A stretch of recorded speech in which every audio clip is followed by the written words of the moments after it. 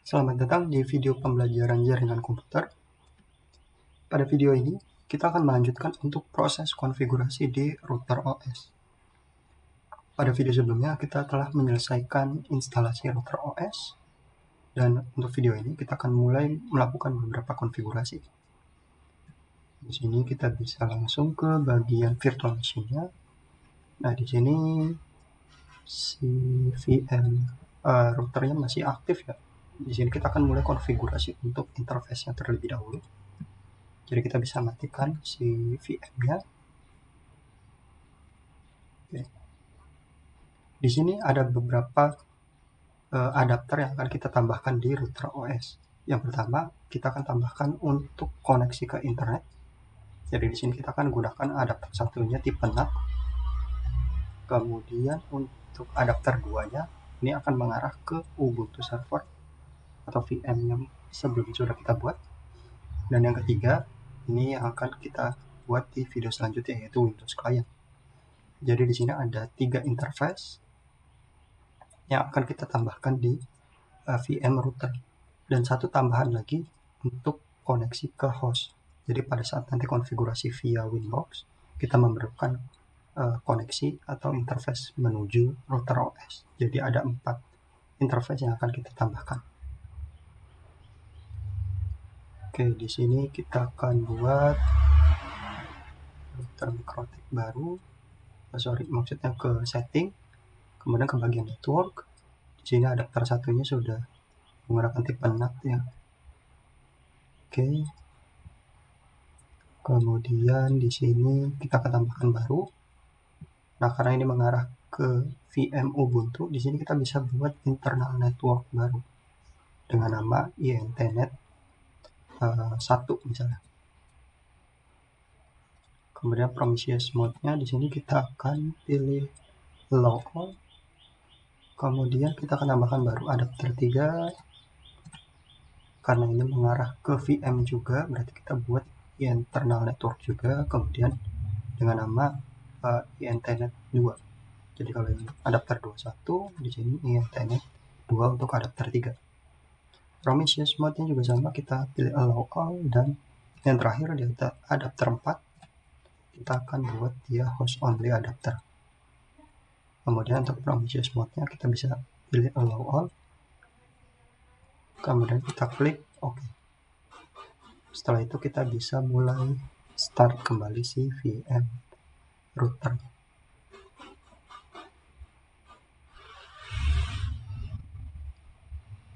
Oke, untuk memudahkan dalam konfigurasi di mikrotik, selain kita juga bisa melakukan konfigurasi via CLI, kita juga bisa menggunakan via GUI, yaitu menggunakan aplikasi bernama Winbox. Di sini kita bisa klik Winbox, kita bisa ke bagian dashboard. Di sini kita bisa perhatikan ada identity baru. Nah, jadi namanya mikrotik karena di sini kita belum setup identity baru. Nah, di sini ada MAC address dan IP address-nya. Nah, ketika kita ingin melakukan remote ke mikrotik, karena si mikrotik ini belum memiliki IP address, kita bisa menggunakan MAC address untuk terhubung ke mikrotik. Nah, di sini kita bisa login menggunakan username admin dan password yang sebelumnya sudah kita buat. Kemudian klik OK, connect, kemudian klik OK. Nah, di sini kita sudah bisa melakukan remote ke mikrotik. Dan di sini kita bisa cek di bagian menu interfaces. Di interface kita bisa lihat bahwa ada 4 interface sesuai dengan yang telah kita tambahkan di VM. Jadi Ether 1 ini akan terhubung ke internet, Ether 2 yang akan terhubung ke server, Ether 3 yang akan terhubung ke klien, sedangkan 4 ini hanya digunakan untuk kebutuhan remote Windows. Oke, untuk pertama kita akan mengkoneksikan si router ini agar terhubung ke internet. Di sini untuk lebih mudah, pada Ether 1 kita akan rename jadi ada identitinya internet. Jadi kita tahu bahwa Ether 1 ini dia mengarah ke internet. Kemudian kita klik IP, kemudian ke DHCP client. Karena adapter 1 di sini itu mengarah ke internet dengan setting NAT. Jadi kita bisa menggunakan DHCP client. Karena di VirtualBox NAT-nya ini sudah diberikan DHCP. Jadi kita bisa klik tambah, kemudian kita pilih interface-nya yang mengarah ke internet. Jadi di sini kita bisa default saja ya. Jadi use peer DNS, use peer NTP, ini bisa dicentang keduanya, dan add default route. Jadi pilih yes. Kalau sudah, kita klik OK. Nah, di sini kita bisa perhatikan bahwa si Ether 1-nya ini sudah mendapatkan IP address secara dynamic. Dan kita bisa lihat di bagian addresses. Nah, di sini juga bisa terlihat bahwa ada IP baru ke internet, ke Ether 1 dengan flagnya D atau dynamic.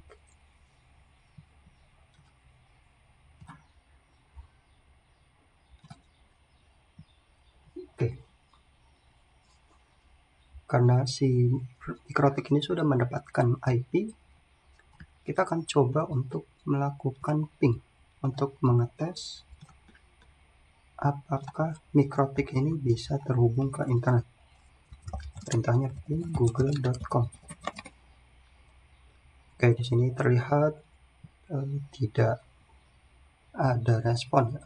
Di sini katanya invalid DNS server. Jika teman-teman mengalami kendala yang sama seperti ini, bisa pergi ke IP kemudian ke DNS. Nah, kita bisa lihat bahwa DNS-nya masih kosong ya. Di sini belum ada DNS.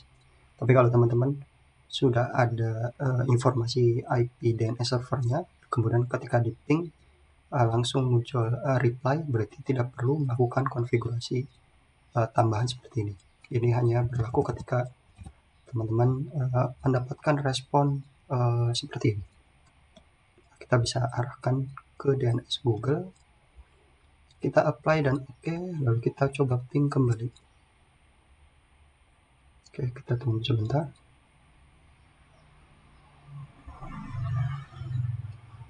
Dan pastikan untuk di host laptopnya pun sudah bisa terkoneksi ke internet.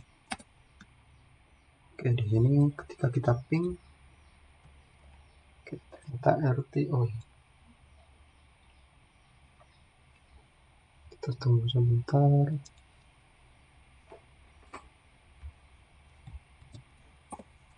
Oke, di sini sudah bisa. Kita akan coba cek kembali google.com di MikroTik.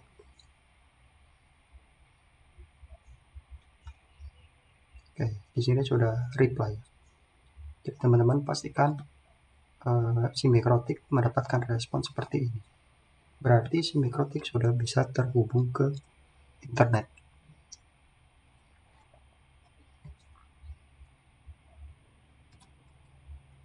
Oke, untuk Ether 1 interface menuju internet kita sudah selesai. Sekarang kita akan konfigurasi untuk Ether 2, di mana Ether 2 ini yang akan terhubung ke server.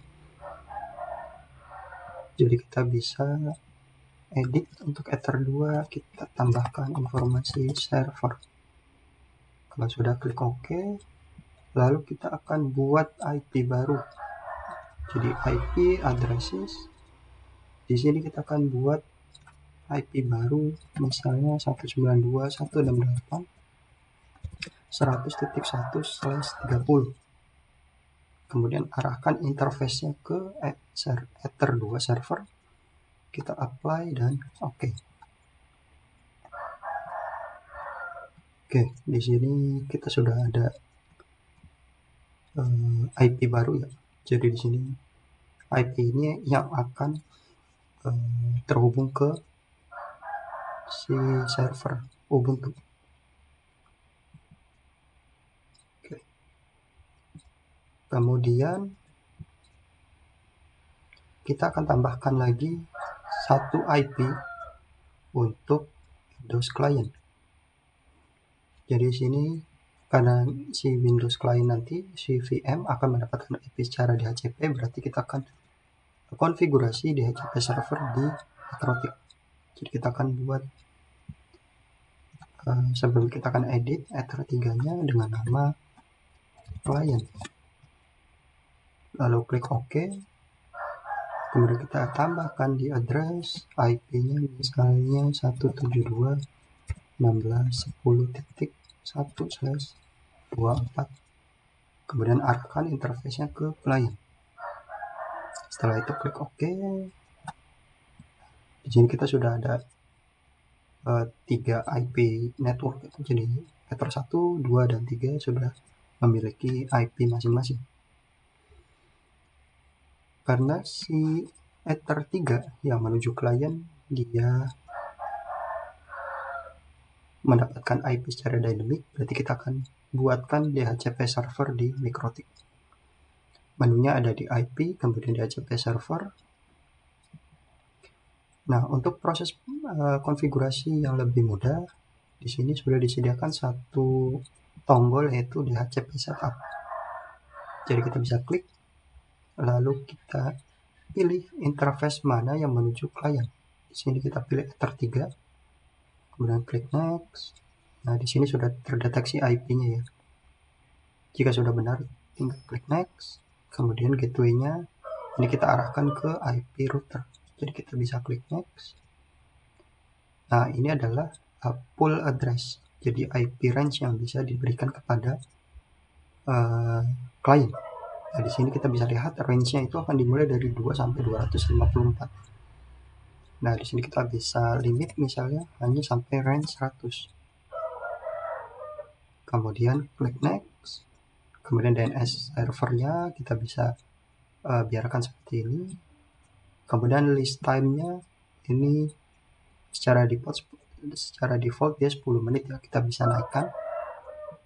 Misalnya jadi 1 hari seperti ini. Kemudian klik next. Nah, pastikan muncul window baru dengan notifikasi complete successfully. Oke, di sini kita sudah bisa lihat bahwa terdapat DHCP server baru. Nah, kemudian kita bisa pergi ke IP, kemudian ke DNS. Nah, pada bagian allow remote request ini kita centang agar klien bisa menggunakan DNS setting yang ada di Mikrotik. Setelah itu kita klik OK. Bisa kita close.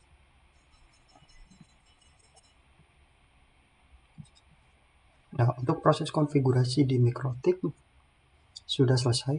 Namun nanti ada beberapa hal yang akan kita tambahkan. Nah, karena kita sudah melakukan konfigurasi IP di Ether 2 untuk server, sekarang kita akan melakukan konfigurasi di server, khususnya untuk bagian interface yang akan kita ubah dan juga melakukan konfigurasi IP secara statik.